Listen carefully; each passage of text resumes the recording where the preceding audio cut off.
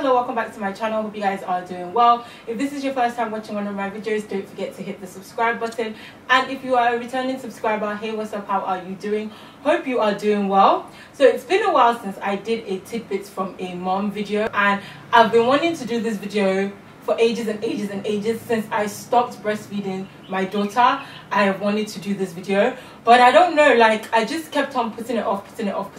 Before I knew it, I had stopped breastfeeding for 6 months, and I was like, okay, I really need to get this video out there, because I have actually had a couple of friends, a couple of people on Instagram asking me, like, okay, what was your breastfeeding experience? I thought I would just come on here and share with you guys. I've got something in my eye. My experience of breastfeeding for 12 months and exclusively breastfeeding for 6 months, and basically how I was able to do it, and tips, hints, tricks that I learned along the way, in hope that it would help a future mom or a mom that is currently breastfeeding. If you are interested in finding out what I learned from breastfeeding for a full year, then keep on watching. Okay, so if you have been following my channel for a while, you know that I had my daughter September 2017. Throughout my pregnancy, I always knew that I wanted to exclusively breastfeed my daughter. Right from the beginning, from when I was pregnant, I knew that I didn't want to give her formula. Like, it was just something that was in me that I wanted to do, and I wanted to do for myself and for my daughter. I made that conscious decision that I was going to breastfeed my daughter. So I made that decision, and I knew that was what I wanted to do. So because I knew that was what I wanted to do, I started kind of doing research about breastfeeding and how to get through and how to breastfeed your child, and watching other people's videos like this talking about their experiences. So I did my research regarding breastfeeding. I watched videos on YouTube, I read a few books, I read articles online. I will leave everything that I watched in the description box. So I watched videos like this to help me prepare for breastfeeding. And one thing that I will definitely recommend is making sure that you go for lactation classes. If there are classes in your area where they offer classes on how to breastfeed, then I would strongly advise that you do. Because the thing was, with me, I wasn't gonna go, but when I got invited to go for a breastfeeding class, I was like, there's no need. I already know everything I need to know regarding breastfeeding. What else is there? And the reason I thought this was because growing up, I've been surrounded by women that breastfed. I saw my mom breastfeed my younger brothers. I've seen aunties, I've seen cousins, I've seen people do it. So in my head, I thought I knew how to breastfeed. I thought, yeah, sure, you put the baby on, you put their mouth on it, and they are good. But when I started doing my research, I realized that there's actually a technique to breastfeeding, and a lot of people don't know that there is a technique, and having that technique down makes breastfeeding so much easier. Knowing how to properly breastfeed your child is so important, because it makes it easier, not just for yourself but for your child as well. So I went to a couple of lactation classes. So I went to classes where they taught you how to properly position your child for breastfeeding, how to properly get your child to latch on your breast properly, how to position yourself, different ways you can breastfeed. So obviously breastfeeding like this, breastfeeding laying down, breastfeeding with your child kind of facing your boob. So I would definitely stress that if you're thinking of breastfeeding, if there is a class around you, if you can see a lactation specialist, I would strongly recommend that you do. And also another thing with the classes, and also with your antenatal, they kind of teach you like different things that you need to do in order to prepare yourself for breastfeeding. And during one of the classes, I learned the importance of skin to skin when you have your baby. Now the thing is, I feel like a lot of people don't do skin to skin because there's been an increase in C-sections. But I'll get onto that later. Having that first initial bond with your child on your chest will actually encourage milk to flow. So in my birth plan, one of the things that I had in my birth plan was I wanted to have skin to skin. As soon as my daughter came out of me, I wanted her on my chest. I wanted to feel her skin on my skin and have that bonding moment. So when I was in hospital and they asked me, I was like, yes, I am doing skin to skin. Anything to make this milk flow freely. I wanted it.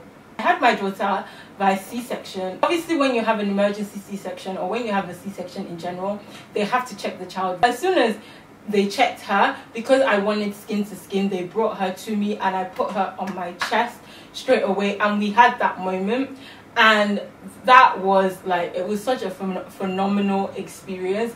So I was able to put her on my chest and actually have skin to skin with her, even though I had a C-section, because a lot of people feel like if you have a C-section you don't get to do skin to skin.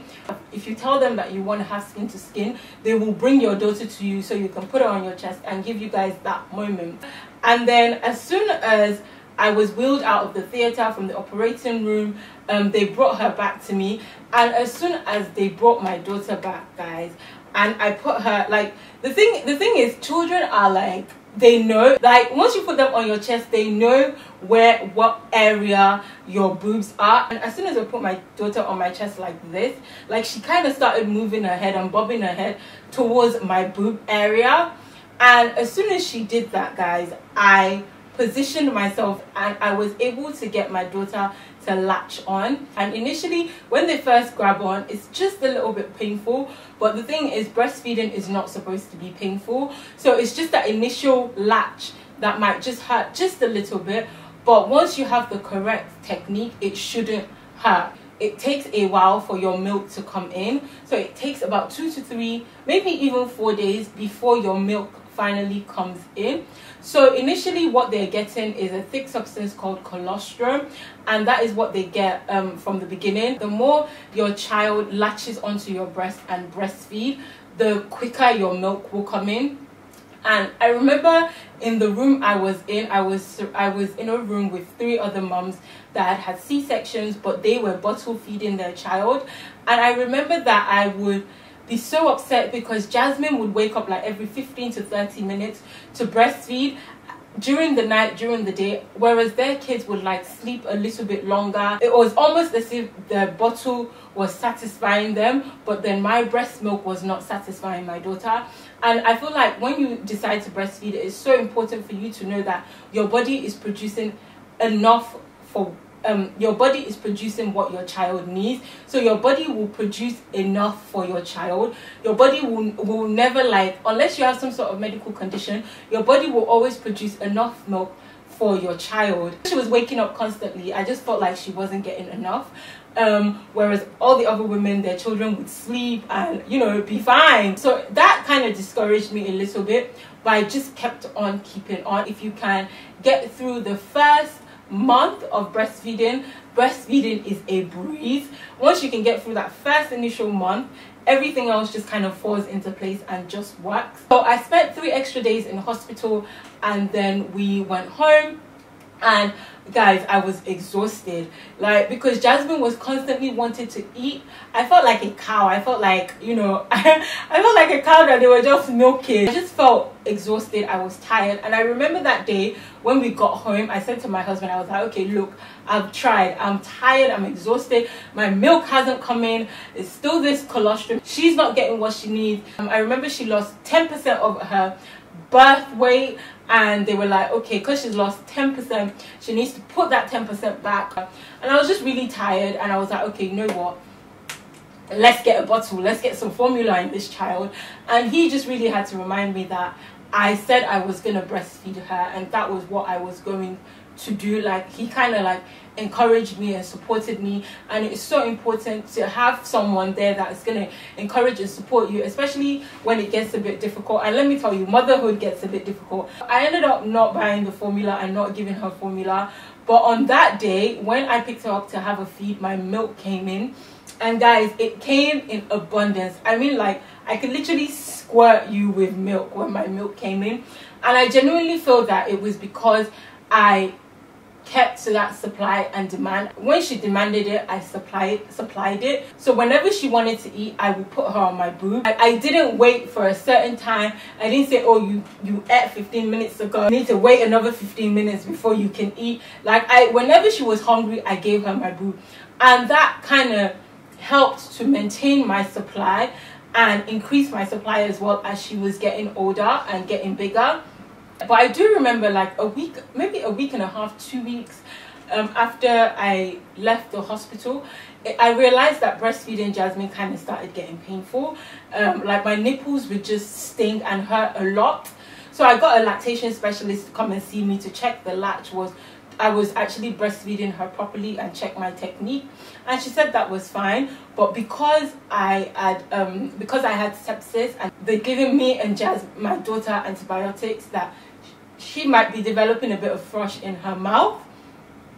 So they prescribed to her nystatin, and she had that, and I think 3 days later, poof, the pain was gone and we're back to breastfeeding comfortably. And another thing that I definitely recommend is to get some lanolin. I hope I'm saying that right. And it's just a little tube of cream. You just apply this cream on your nipple, and your child can actually breastfeed with the cream on your nipple. It kind of soothes your nipple, less friction. Another thing that I'll definitely say is that you don't need to give your child water.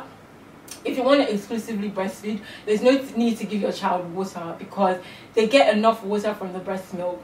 And I remember a lot of people were like, give her water now, give her a bottle now, No, don't listen to them. Your child does not need water. Everything your child needs is in your breast milk. Your body produces that milk for your child. Like, the composition of your milk is what that child needs. If you have another child, the composition of your milk is going to be different, because it's what that child needs. Don't listen to anybody that tells you your child needs water. They don't. I breastfed my daughter up until 6 months exclusively. No water, no formula. I would always go straight from breast to mouth with my child.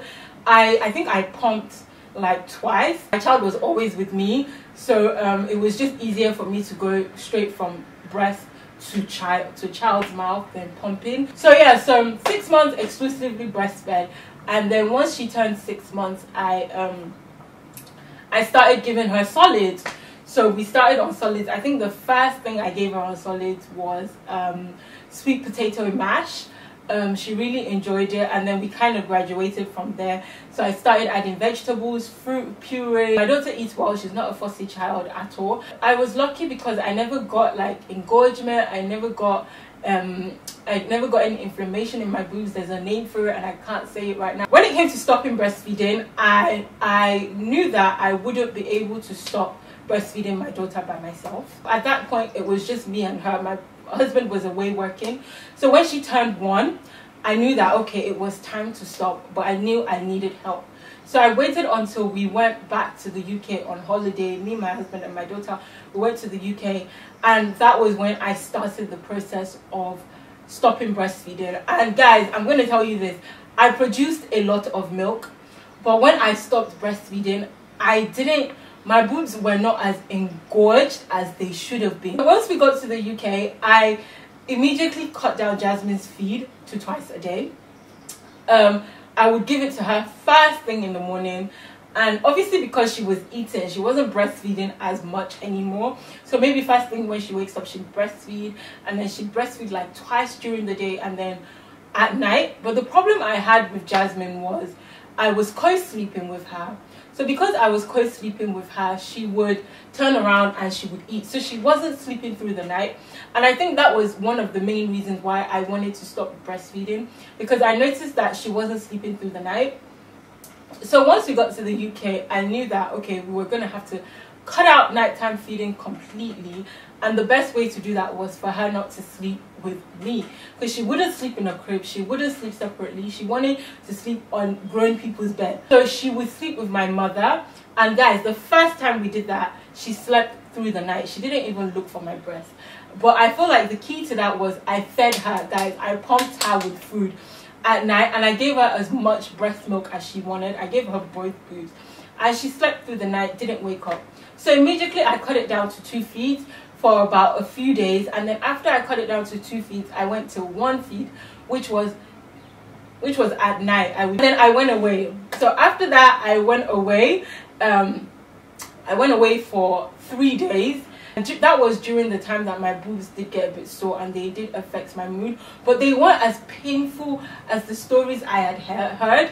And I think that was because because of how I did it. So making sure you take your time, work with your child. So I went away for 3 days, came back, and I remember my boobs were really heavy, and I was just like, you know what, I'm just gonna give her. So I gave her both boobs, but I didn't let her empty it. I think the whole process of stopping Jasmine from breastfeeding took roughly about a month. I'm gonna overestimate and say it took about a month to stop breastfeeding her completely. So it's really important that once you want to stop breastfeeding your child, you do it step by step gradually. Maybe remove a feed here and there, and then go down to 2 feeds, 1 in the morning, 1 at night. Then remove either the morning or the night feed, so you're giving them 1 feed, and then before you know it, they won't even ask for it.